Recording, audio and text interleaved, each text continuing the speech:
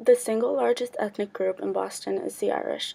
Between the 19th and 20th centuries, largely due to increased political participation, Irish Catholics have gone from one of the most discriminated groups to one of the city's most influential, with lasting cultural impact in the city's educational and political spheres, sports life, and more.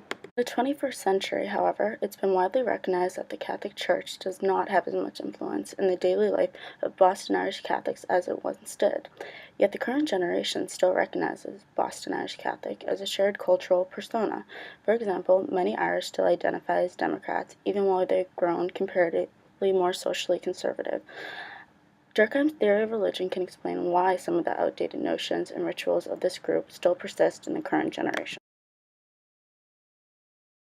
The potato famine in the 19th century caused a major migration to America, which for the Irish meant confronting massive discrimination. This century-long history of destitution resulted in what could be called a national inferiority complex, a shared mental category solidified by the cumulative mistreatment. It also produced a mental category of resilience that would manifest itself in both characteristics and rituals of Irish Catholic, as noted in the excerpt above of one Irish Catholic's experience. This ostracism influenced Irish Catholic social interactions and affected their rituals accordingly. They carved out niche spheres for themselves that solidified and reinforced their identity based on their shared understanding. For instance, labor unions in association with the Democratic Party reflected working class status. Catholic schools reflected fear of forced Protestant assimilation, and even pubs reflect the heavy drinking that was so common during times of famine. These rituals amplified the shared mental categories. As Durkheim said, the ideal world, in this case the specific Irish Catholic identity, is a natural product of social life. These rituals produce cognitive bonds that explain the persistence of Irish Catholic culture today.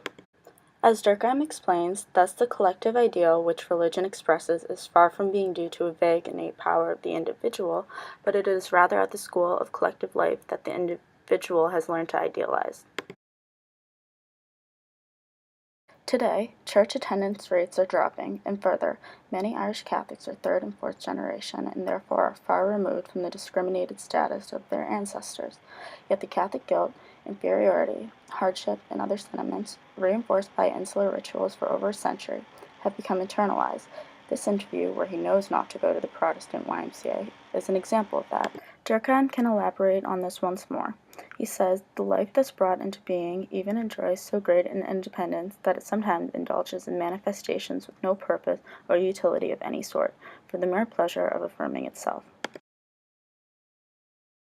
Durkheim's theory explains the contradictions in the Boston Irish Catholic culture today, such as the enduring sense of persecution even as they control the city politically and have a huge St. Patrick's Day parade thrown every year.